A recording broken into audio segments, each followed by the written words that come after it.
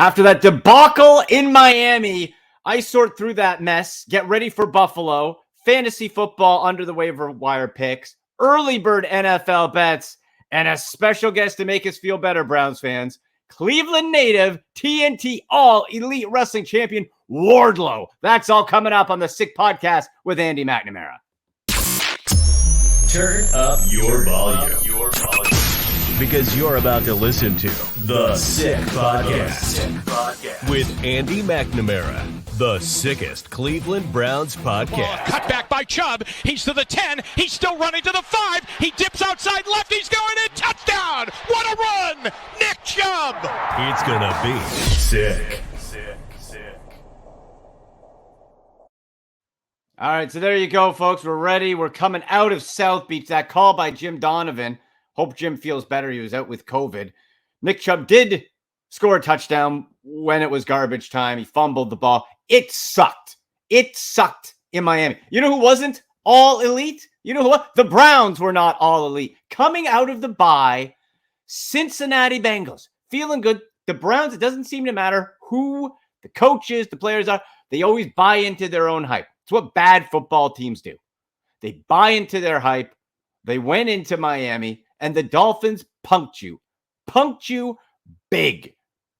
And they didn't have an answer. Oh, it was hot. It was hot around the. You knew it was hot. Teams win in Miami when it's hot. It's hot. Deal with it. Loser mentality. The Browns absolutely destroyed 39-17. Just a complete and utter debacle.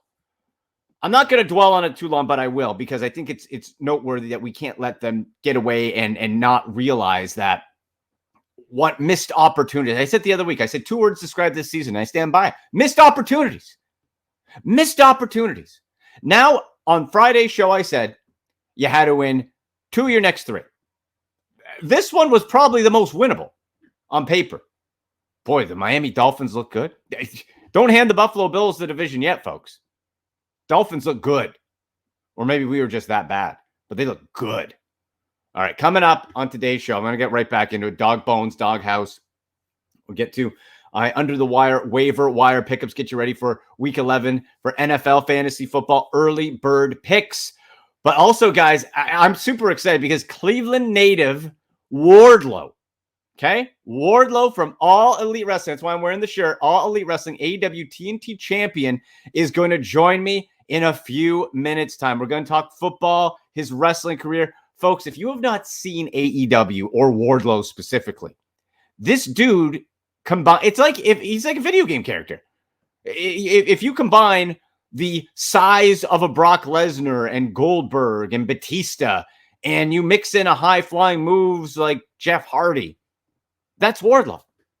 He's one of the fastest rising stars. He's a champion right now. Absolutely cannot wait to talk to him. And this Saturday, he's going to be, along with all the All Elite Wrestling stars, on Full Gear, the pay-per-view. So you can order that in the USA on pay-per-view. But if you're outside the pay-per-view, outside of the United States, Fight TV is where you got to get it. So if you're international, away from the United States, Fight TV. In the show description here, I'm going to have the link where you can buy it and go to it. Also, going to be giving away a free Full Gear pay-per-view. That's right. You can watch Full Gear for free just for watching the Sick Podcast with Andy McNamara. So stay tuned for that. I'll tell you how you can do that. It's going to be sharing the show and all that fun stuff. So make sure you're following on Twitter at SickPodBrowns, at AndyMC81. It's going to be around that. You can have a chance to win Full Gear this Saturday, November 19th on Fight TV. So stay tuned. Now, back to the crap that was the Cleveland Browns in Miami. So a few things to note. Grant Delpit missed the first snap of the game for disciplinary reasons. Ridiculous. 1 snap, guys. 1 snap. Now, what does that teach you? Nothing is what it teaches you. The accountability issue. I've said missed opportunities. If we took it to one word that describes this season, accountability and lack of it. If you're a draft pick of this franchise, under this regime with Andrew Berry, you do not get punished. You have free reign. You can play as bad as you want. You can do what you want. You will not be cut.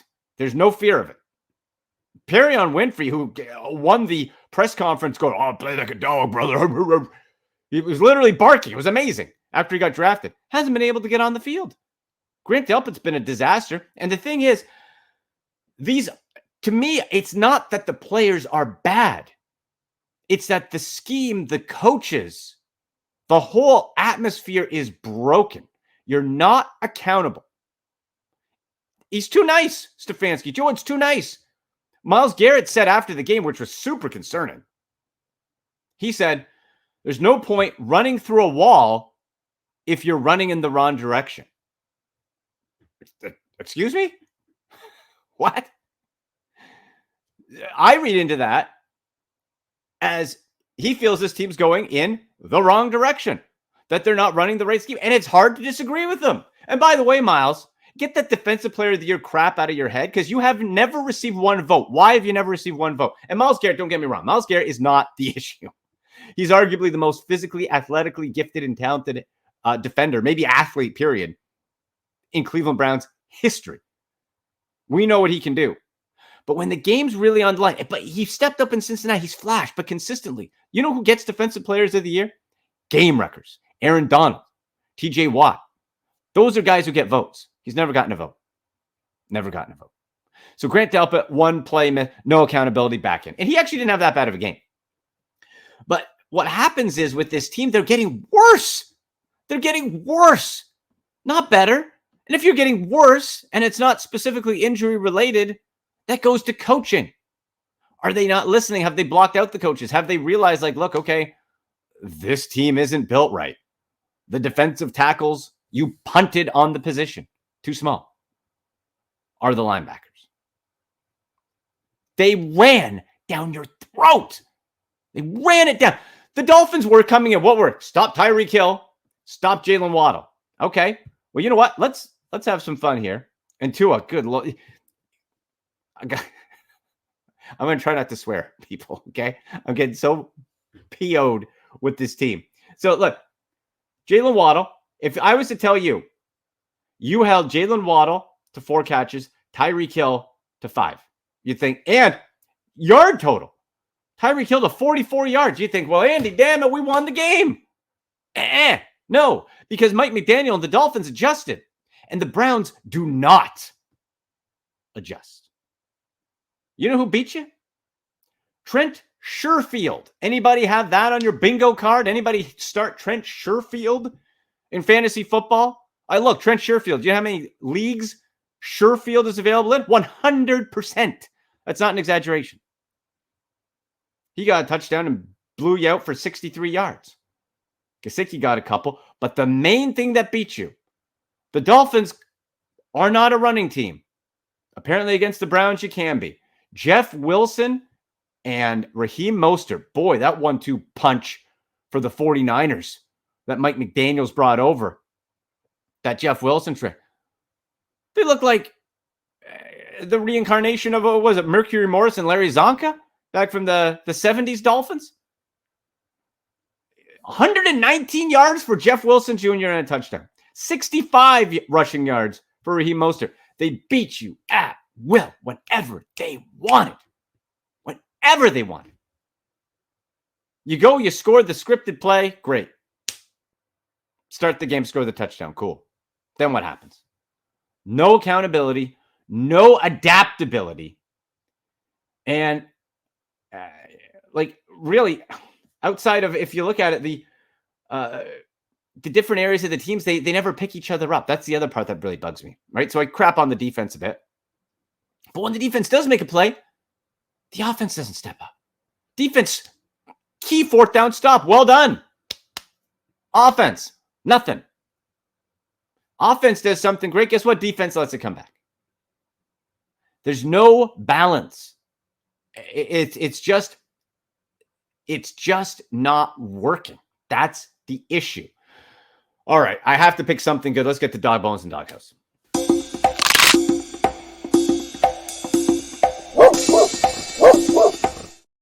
All right, the only good thing I could see out of that game was special teams. Surprisingly, special teams has been one of the worst areas of this team all year, right? But, hey, Jerome Ford, who's going to be Kareem Hunt's replacement, like it or not, next year, and he's good. I do like him.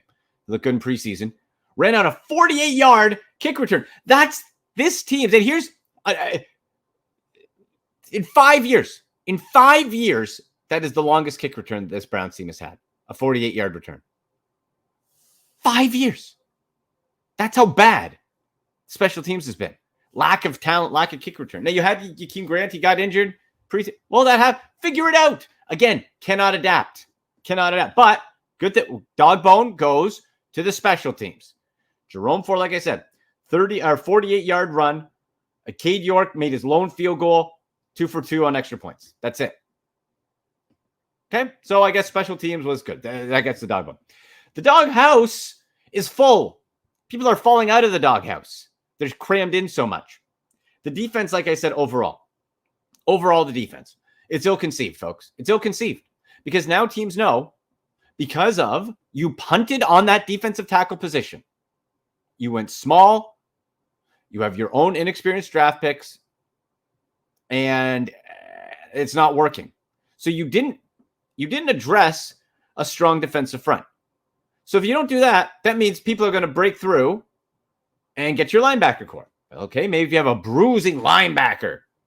Well, no. The Browns wanted to have speed to cover the likes of Lamar Jackson. Now, I can understand you have a guy or two like that, but to have all of it and light and can't tackle. I saw Jeff Wilson. I forget who the linebacker was. Ran through a Browns player, leapt through the air and bounced off of Jeff Wilson with his shoulder. And Jeff Wilson kept moving forward. That's a problem. Ill-conceived, too light. The secondary has been scattered all year. And that to me is on coaching. Joe Wood said, every player in each play has two things to where it made it too complicated. John Johnson continually throws his hands up looking at Grant Delpit. Is that Grant Delpit's fault? Or is the talent there, but the scheme isn't adapting? Is it, this is our scheme. This is our scheme. I hate when coaches say that's our scheme. You got to play. Adjust. Also, the lack of being able to adjust and adapt. The fact, again, that they were able to ram the ball and run it at will. Run the ball with the Miami Dolphins. Not throw, run. This team's a throwing team, the Miami Dolphins. Run it up the gut. That means Myles Garrett and Jadeveon Clowney on the edge did nothing. Tua whatever the hell. Tua said, joked after the game, my jersey's clean. Tua's laughing at you. Okay? Jersey's clean. How much money is Myles Garrett getting paid? Jersey's clean. How much money is Jadeveon Clowney getting paid? Tua, jersey clean. Now, again, I don't necessarily blame those two players because here's the problem, okay? And I'm not getting paid $1 million as a coordinator like Joe Woods, but I can see this plain as day, and I'm sure you, the viewer, can as well. You get your two guys on the edge. You got your defensive tackles, okay? The defensive tackle's job, either stop that run at the line of scrimmage or push through. Defensive tackles then, or defensive ends, go around, get the quarterback. Problem is Tua has a super quick release, and the defensive tackles were being run through like Swiss cheese. Nothing, no stop. So by the time that Clowney and or Garrett were able to get around the corner, the ball was gone. It was either handed off or out of Tua's hands. So I kept thinking the whole time, and for a couple of weeks now, why do you not move Myles Garrett around and or Clowney? Move them around more. We've seen it dabbled in slightly this year, not nearly enough. And again, in-game adjustments, not a thing with this team. Not a thing. Doesn't happen. It's like whatever the game plan is, that's it. Just sticking with the can't adjust. Here's what you do, in my humble opinion, not being an NFL coordinator or coach, is you take your two best players on that defensive line, which are Myles Garrett, Jadeveon Clowney, and you move them inside. Once you realize that Jeff Wilson and Mostert are destroying your below-average defensive tackles. Now, you put your two best players inside. Guess what that does? Those are two really big, strong, athletic dudes. That's going to push their offensive line back. That's going to help close up those holes. And it's going to help flush Tua out. Then you mix and match on the edge because the edge was doing nothing. Edge didn't matter. You can get creative there. You can bring up Delpit or somebody else, safety blitz, whatever you want to do. But you move those two guys in and try it. Now, maybe it doesn't work. Maybe they adapt because Dolphins did a nice job of adapting and game planning. So maybe they do that. But maybe they don't. And the thing is, you didn't do it. And there's no sign that it's going to be done. And Myles Garrett's comment again after the game, No point running through a wall if you're running in the wrong direction. So is Myles Garrett not giving full effort? I'm not going to sit here and say that. But I will say there's a number of plays where, boy, that guy looked like he didn't, after that first contact with the left tackle, he didn't do too much after. Didn't see the same spin, drive. Is he giving up? That's not Defensive Player of the Year. Attitude, leadership, lack of leadership, another thing in the doghouse. Who's the leaders on this team? Myles Garrett's a soft-spoken. He's a nice guy, soft-spoken. The most talented, not the leader. John Johnson kind of was, but not really. The head coach is very nice. Fancy seems like a very nice man. Same with Joe Woods. They're all very nice. Boy, you could sure use a Greg Williams right now. You could really use a jerk. Really use a guy saying, that's not good enough. Sit your bleep down. Not good enough. This team won't do that. They don't do that. And so now we're stuck at 3-6. Youngest team in the league. Cleveland Browns are. Front office, Andrew Berry. Brag. Oh, the youngest team in the league. You know who else is the youngest teams in the league with the Browns? The Lions and the Jaguars. You know what their records are? Below 500. Oldest teams? Buffalo Bills. Tampa Bay. Who are getting better. If you're a rebuilding team, young's fine. The Browns are supposed to be in a win now, and you are at a very likely and critical moment where by the time Deshaun Watson returns to action December 4 against Houston, his former team, it will not matter. Won't matter. I said you got to win 2 or 3. Well, you lost the 1. Now you got to go into Orchard Park to play a very upset Buffalo Bills team who lost 2 games in a row. Think the Bills are losing 3 in a row? I don't. But it's supposed to be weather. There is a bit of hope, folks, and I'll get to this more on Friday's show, but there is a bit of hope because there's supposed to be a lot of snow, a lot of weather. That is very good for Nick Chubb. And the Browns run first if Stefanski listens, which we know he has not done and won't stick to, but maybe he will.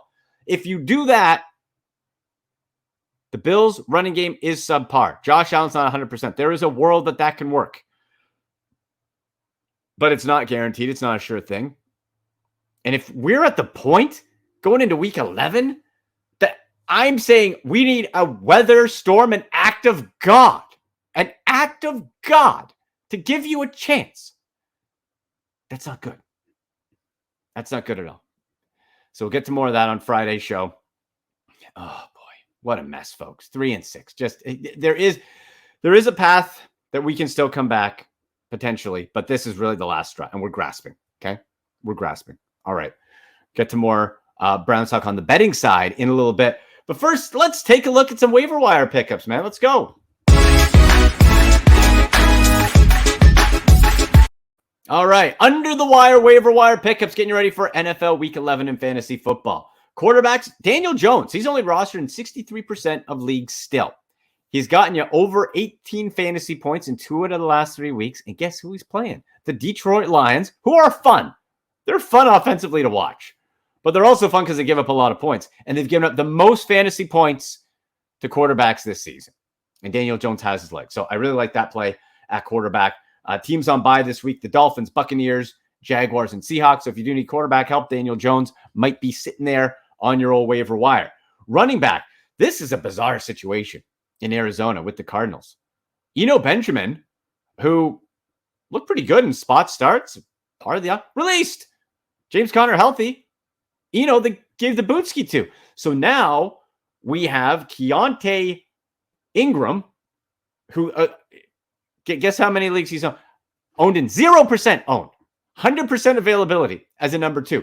Now, he hasn't played very much, but we know James Conner is injury prone. This should be the hottest handcuff pickup of the week. Absolutely. I would get Keontae Williams on your team as soon.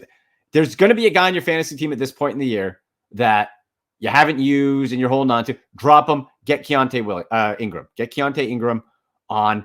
And if James Conner goes down, he's going to be the guy to step right in. Only true backup available. And, maybe he gets worked into the offense a little bit. Definitely worth a pickup. Now, at tight end, let's stay in Arizona. Tragic. Zach Ertz out. Season-ending knee injury. What a year. Number 3 fantasy football tight end gone. Enter Trey McBride. First tight end taken in this past draft class. The thing that I like about McBride, and again, rookies, tough to say, worth a pickup with how thin the tight end fantasy football spot is. But what I like is he's not just sitting on the bench and doing nothing. He's played in 91% of the offensive snaps this season. 91%. He's run routes on about 76% of those. So now he hasn't had a lot of action, but he's been a part of it. He's in the routine. So Trey McBride, again, first talented offensive guy coming out of college. Trey McBride, he has written on him one of those guys who could be not a league winner, because tight end still, you can be a top 5 tight end and get that average 9 fantasy points. But someone who, boy, if you're an Ertz owner or you're struggling at tight end, it could be a nice solidifying factor. Perhaps. Definitely worth picking up. Wide receiver. How about Christian Watson, my guy, my combine crush, coming up for the Packers? 3 touchdown day for Christian Watson. Now, they play Thursday, and the trouble is he's banged up. Aaron Rodgers still banged up, short week. Titans defense is good. I could see Watson getting stuffed up and that whole Green Bay offense. But going forward, Romeo Doubs not doing it, and Watson maybe being able to give Aaron Rodgers the confidence that he can be the game breaker potential that they drafted in the second round, and I certainly saw. Christian Watson, really, really good pickup if he's still sitting on waivers, and he should be widely available. Another one, Darius Slayton of the Giants. Let's go back to the Giants and said Daniel Jones. For your DFS stack, he's going to be super cheap. Daniel Jones is going to be middle of the pack. A DFS, like a DraftKings Jones, Slayton, QB wide receiver Giants stack against the Lions. Well, as I said, they give a ton of fantasy points on that defense. Darius Slayton, only rostered in 3% of leagues. 3%. Not a huge amount of targets, but he's gotten 6 and 4 over his last 3. He has 2 touchdowns in 2 different games over that stretch as well. So, bit of a, I won't even say touchdown dependent, but a bit of a big play or potentially bust. But we're seeing that progression. We're seeing that work. We're seeing that confidence. And while teams hone in on Saquon Barkley, could be a real chance. Nice pickup, especially for buys. Someone to hold on to and take a look at. So there you go. Any fantasy football questions, hit me up on Twitter at AndyMC81. Use hashtag AskAndy. And of course, follow at SickPodBrowns. Follow, click the notifications on right here on YouTube for the Sick Podcast with Andy McNamara so you never miss an episode. But let's get to some early bets. Let's take a look. Okay, early best bets. Now, I mentioned the weather in Buffalo. It's supposed to be feet of snow. Feet, not inches, like gong show snow early. That can always change. That can always be a bit risky. But if we look at it, the over-under for this game, I was going to find it right here because it was in the 40s and I liked it. And it might clear up by kickoff. That's always the tricky part. Is set at 43. That's what it was. It was set at 43. I'm taking the under. Maybe you go back to 2007. Browns and Bills had a Snow Bowl game, and the Browns won it, I believe, 10-9 or 10-6 or something like that on a Phil Dawson last-second field goal. Cade York, okay, rookie kicker. Watch that tape. Call Phil Dawson. Take the under on the 43. Now, you might want to – I'm going to pop in a bet now on the under with that, because if that weather really approaches, that number is going to drop even more. So get in on that a little bit earlier. Now, the other game, let's go to Thursday night. Okay. Titans at Packers. So when we're looking at this one, first a prop play. Over under team touchdowns, team total touchdowns for the Tennessee Titans set at over 2.5 is paying out plus 155. Under is minus 210, so not worth it. But over 2.5. Now, Ryan Tannehill's back healthy. Would it surprise anybody? And Green Bay's defense is good, not unbeatable by any stretch. But would it surprise anybody? Derrick Henry gets 2 touchdowns and Ryan Tannehill runs one in, throws one in. That wouldn't surprise me at all. Now, the scores through this year for the Titans and the Packers really sort of been in that high teens, just under that 3 mark. That's why Vegas sets it like that. But on the DraftKings Sportsbook, we're seeing over 2.5 team touchdowns plus 155. I really like that play because it's a shorter week. They can just run it, try to get a couple, and then Tannehill throws in. I'm seeing a clear path to that. And I think it makes a whole lot of sense when you look at that game. Now, when we see the games overall. Again, okay, so the Packers won over Dallas. Good for you. Most efficient game Aaron Rodgers had for a long time. But am I ready to say the Packers are back? No. Titans are 3.5-point dogs. Take them to cover. That pays off -105 to win straight up money line +150. I would not be shocked at all if the Titans go and win this game. Aaron Rodgers still banged up. A lot of injuries going around. Titans are in a great spot to control this game. +150 to win. Maybe you do it a little Titans double up for Thursday night. +150 money line. Cover the 3 at -105. I think that makes a ton of sense. Browns as well. If it's that snow game that I mentioned, the under 43 points, take the under. But Buffalo, 8-point favorite right now. If it's that type of blizzard and you're playing the under, Browns to cover makes a lot of sense to me too, especially since they're in desperation mode. We'll see if they do have any sort of heart in that one. So we're going to be back Friday. Full Bills Browns coverage. Get you ready. More fantasy football tips, bets, and all that. But folks, right now, I am super pumped. I chatted with them a little bit earlier.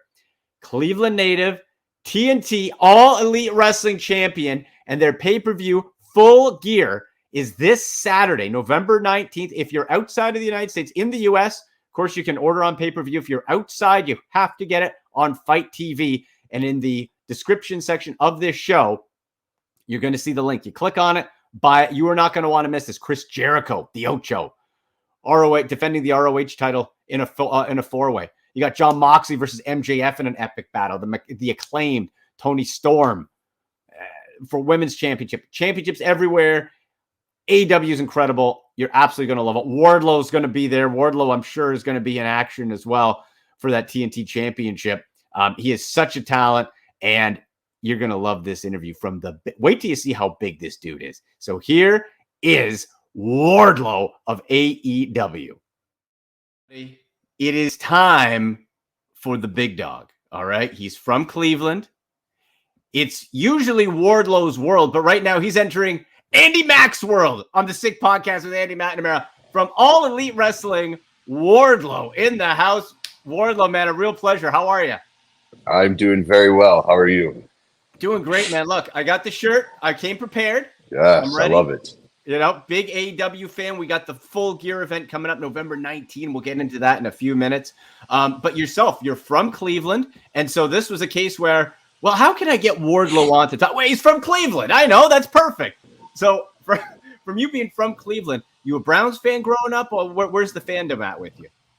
I think the biggest fandom for me that is related to Cleveland were the 95, 96 Indians. Right. So I just remember being obsessed with baseball and the Indians and Manny Ramirez specifically. Right. But I mean, that whole team was just insane. Like what a treat as a child to grow up during that time with Jim Thome, Sandy Alomar Jr., Omar Vizquel, Manny Ramirez. I mean, that team was so stacked. Albert Bell. I mean, what an all-star team. So I do remember, I think like McDonald's or something had like the collectible baseballs with their names on it, and I had to get all of those. And you know what? Hey, the now Guardians had a pretty good run this year too. So I just threw out the first pitch like last month. Really? For the Guardians. Yeah. I got a Guardians jersey with my name on it. Got to throw the first pitch. So that was very much a dream come true. As far as the Browns go, I'm going to get some heat for this. Oh, boy. So my father was from Texas. Okay. So he raised me a Cowboys fan. Gotcha. I know you want to probably just end the recording right now. We lost him. Yeah, all right, this is over. So I do have to admit, growing up, there was another all-star team in the football era of Troy Aikman, Emmitt Smith, Deion Sanders, Irving, just, again, a stacked team.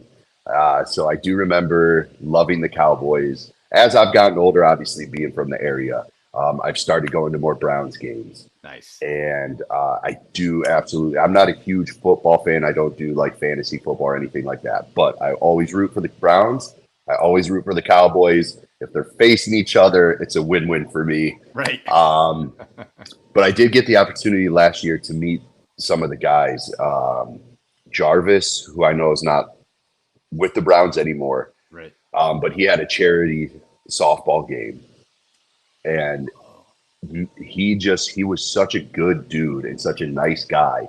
And he put on a charity, for such a good cause. So it was really cool meeting him and Myles Garrett.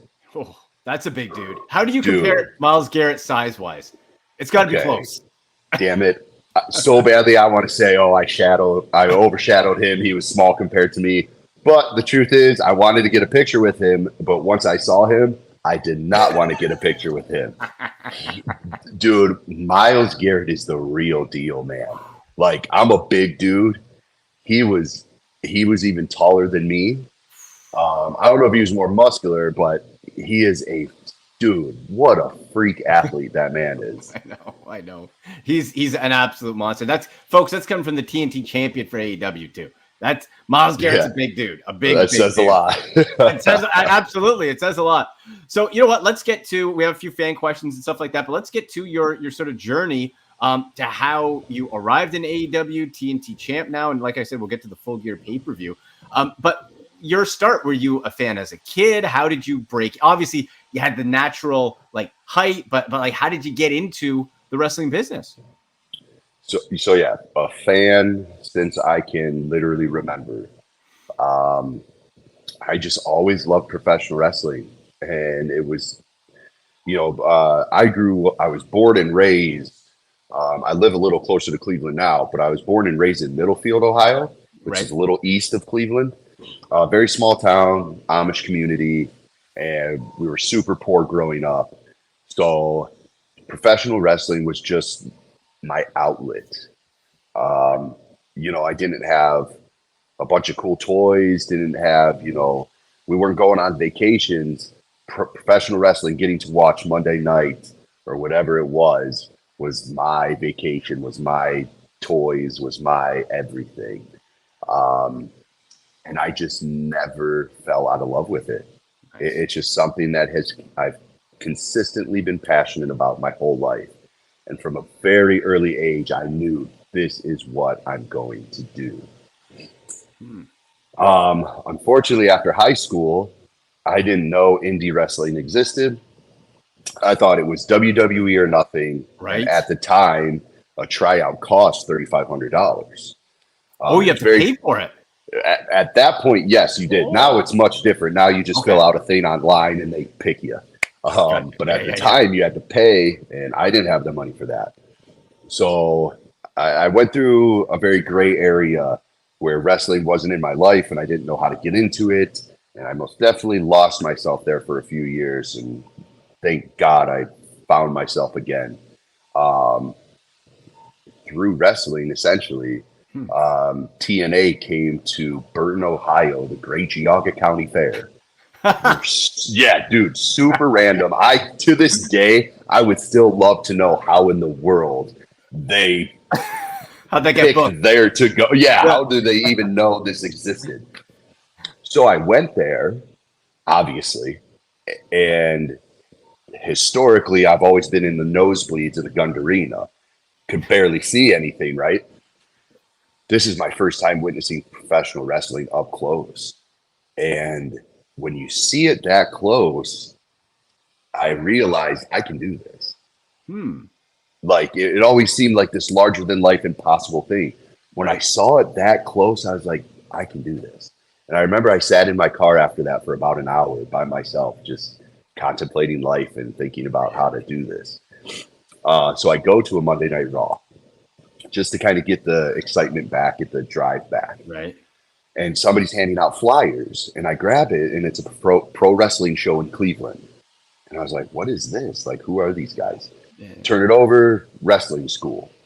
So there's this place called The Dungeon in Cleveland. It was a very bad part of Cleveland, and this place was a legit dungeon no heat, no AC.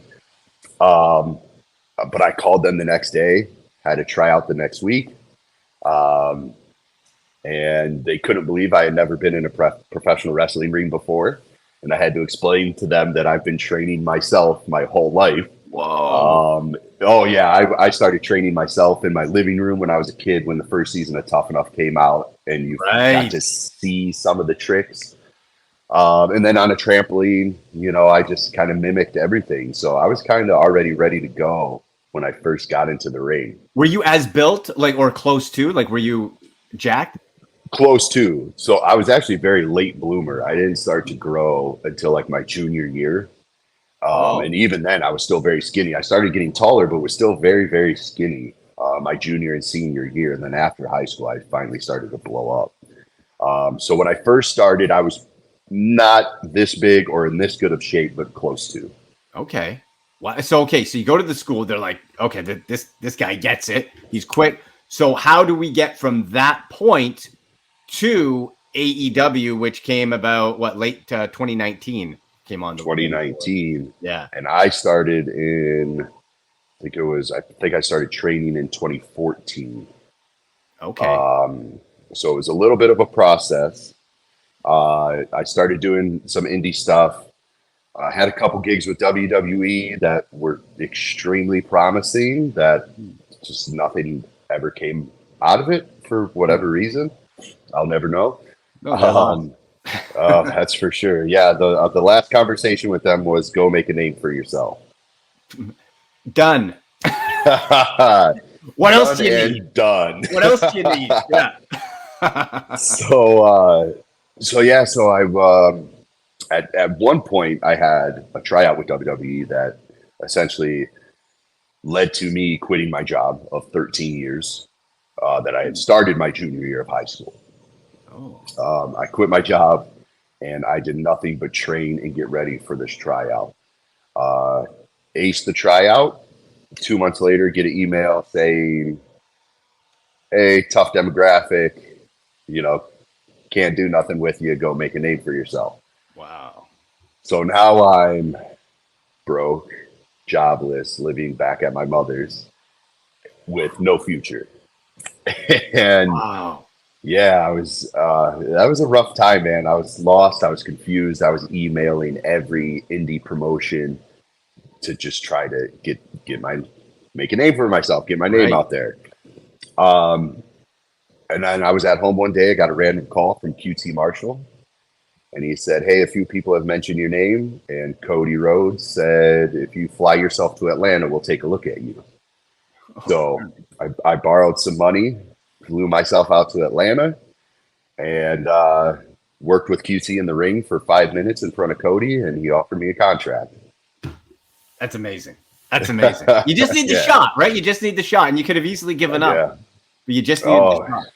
Yeah, there was a few times I could have given up. I've thought about giving up, but stuck with it, man. You just kept going. Now, part of the fun part, obviously, you have the Wardlow's World. The brand is so powerful, so hot. Powerbomb Symphony.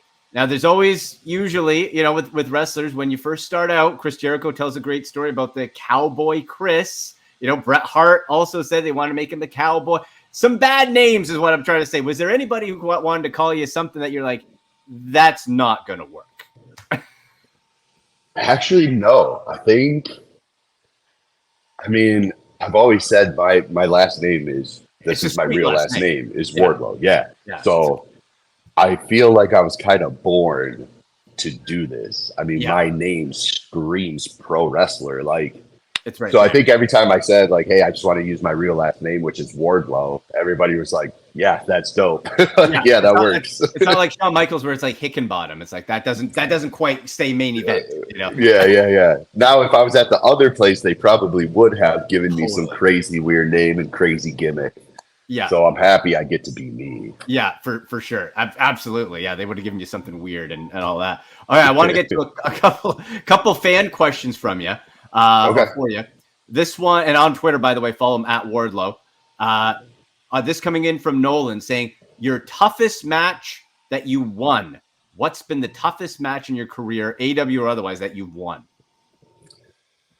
Man, honestly, I think there's been a few that have been brutal. I think the worst was Lance Archer. Yeah. So this is still one of my favorite matches, even though how much physical pain it caused and how many injuries. But it was still one of my favorite matches.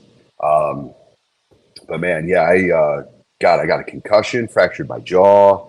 It just everything that could have went wrong kind of did. And I've never been in so much pain during a match. Like adrenaline can usually take over anything and everything. Right. But I remember feeling it, which is rare. Usually you get hurt, you don't even feel it.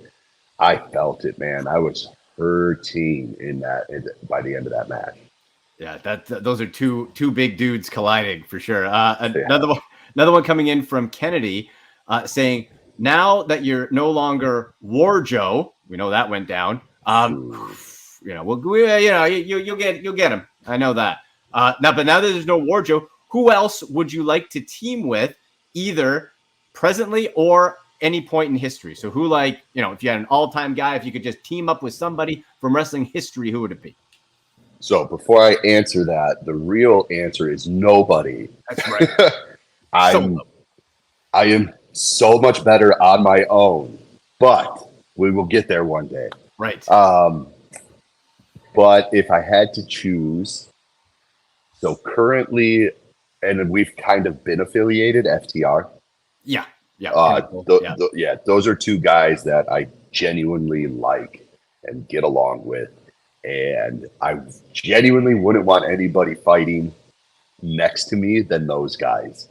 I mean, they're ready to go at the drop of a dime. Somebody looks at us the wrong way, it is, let's go. Yeah. In the past, I would say I would either be Team Extreme with the Hardy Boys. Nice. Very, very big Hardy Boys fan growing up. Well, you got the Swanton down, so. I do, man. Yeah, I've done about 1 million of them through my lifetime. Right. From the bunk bed to the trampoline. And then I probably would have been a member of like DX or Evolution. Right. Well, you know what? And there's been the comparisons of Goldberg, Batista, whatever. Personally, I think you sort of combine the best of like the big men, but the agility of some of those high flyers that we keep seeing whenever you're in the ring. You keep seeing those little extra bits to your game. What you mentioned the guys you like growing up. Is there sort of a hybrid you compare yourself to? I think if you were like Dr. Frankenstein was going to make the perfect pro wrestler, I think you would take a little Triple H. You would take some Brock Lesnar. Yeah. You would take some Batista, some Rock, some Jeff Hardy. Right. And you take those, a little bit of that, mix them all together, and I think you create Wardlow. You get Wardlow. Well, the cool thing is, too, the Fight Forever game is going to be coming out soon, the AEW game, so people are going to be able to play as Wardlow in video game mode, so that's going to be pretty cool, too. That's so cool. Actually, my best friend growing up messaged me yesterday. It was like the 16th anniversary of Raw vs. SmackDown 2007. We graduated in 2006, and we used to play that game so much. I was always Batista. He was always Rey Mysterio. Right. He was a huge gamer, so he whooped me every time. So little Rey Mysterio was whooping Big Dave every time. So he sent me that. It was like the 16th year anniversary. I was like, wow, that's really cool. And then I responded, it's crazy to think I'm going to be in my own video game here soon. Like, that's wild. How far we've come. That's wild, man. And you know what? I know you're tight on time, and it's very much appreciated, but I want to get to the Full Gear pay-per-view. Absolutely. November 19, Saturday. If you're outside the United States, in Canada or elsewhere, it's on Fight TV. So wherever you get it, it's right there. And we'll have the link in the description to this interview also. But yourself, tell us, man, it was Team Wardlow looked unstoppable. Now you got you guys, Powerhouse Hobbs is involved. This is going to be a tilt. Yeah, this is exactly why I said nobody to team with. This is exactly why I don't trust anybody. This is exactly why you don't put faith in other people and you just watch your own back. Because eventually they're going to stab you in the back one way or another. They're going to betray you somehow. So as pissed off as I was in the moment, I'm actually quite thankful he did that, because he just proved me right. It was another reminder why you don't pair up with people and why I just need to be on my own. And then Hobbs, I haven't had anybody be a real threat to me since I've won the title. Right. So I went from being on top of the world, not having a single threat, to now I have my two biggest challenges, two legit threats for the first time in my career, both of them at once.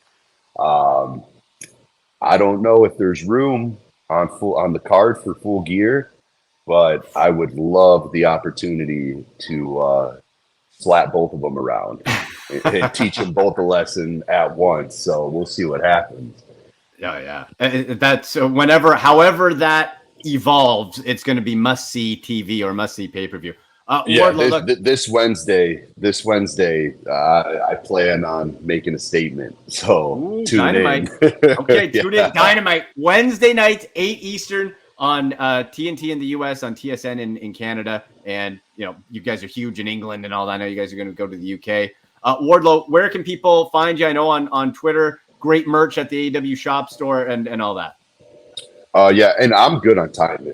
I don't know what your schedule is. If you have more questions or whatever, I'm fine on time. But social media, Real Wardlow on Instagram, Real Wardlow on Twitter. I'm trying to get into the TikTok game. It's AEW Wardlow, Wardlow AEW. I haven't done much with that yet. I still need to learn. But yeah, that's it. Man, I tried the TikTok and it looks so good. People snap their fingers and they're in a different outfit. I'm looking, I'm like, how the heck? I don't understand.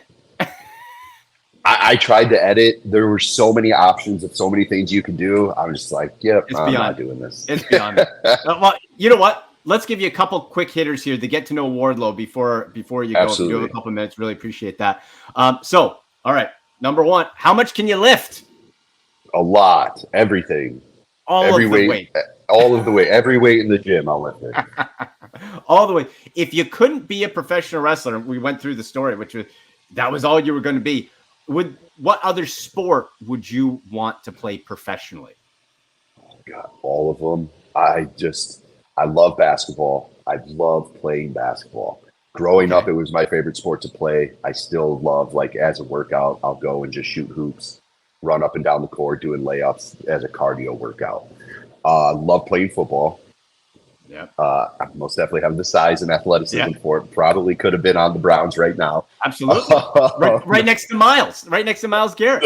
Well, maybe opposite side, so he doesn't show how much bigger he is. Right. Bookend it. Yeah. And then I would probably, if it was a different time, if I was a little younger, probably would have gotten into the UFC game. Ooh, right. Yeah. Right. Yeah. That would, we saw Brock Lesnar do so well in that, so you'd be right in there as well. Cheat day food. I'm sure you're eating as clean and lean as possible, but I'm sure there's a cheat day. You got to go to all right, I'm going to treat myself. Pizza, burgers, and ice cream. Nice. That is my go-to. And favorite TV show or movie of all time? Both. TV show, Sons of Anarchy. Movie, John Wick. John Wick, nice. And finally, favorite vacation spot, whether you've been to it or want to go. Oh, I want to go to San Diego. San Diego is top of my bucket list. I heard it's beautiful there. Beyond that, I love going to Miami. I love going to Vegas. I love Texas, which we're about to spend 3 weeks in Texas. Oh. Houston, Austin, Dallas. I love Texas. I don't know what it is about Texas. I just love it there. But outside of the box, I've always wanted to go to Hawaii. Yeah. I was there on my honeymoon, man. You won't want to leave. I bet. Yeah. I've never been out of.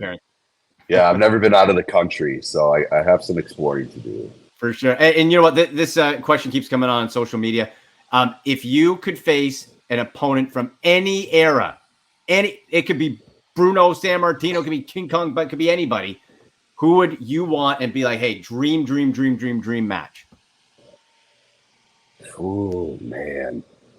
Either like a 2001 Brock Lesnar. Oh, man. Or like a 05 Triple H. Epic. And then a 2022 Jon Moxley. Ooh, yeah, there you go. With the strap. Yeah. Maybe a 1979 Andre the Giant with the fro. Bench Andre. Yeah, you know what? I would have loved a shot at body slamming the Giant. Oof. Yeah, I would have been so. Listen, Wardlow, you are welcome back anytime. I will find an excuse to have you on a football show anytime, my friend. Really appreciate it. Thank you. And look, keep it going. My kids love you. You know, we all love watching you every week. So thank you. Thank you, man. I appreciate that. All right. There he is on Twitter at Wardlow and maybe on TikTok. The great Wardlow from AEW. And that's a wrap. Hope you don't miss us too much until next time. Follow the Sick Podcast with Andy McNamara on YouTube, Instagram, Facebook, Google Play, and Apple Podcasts.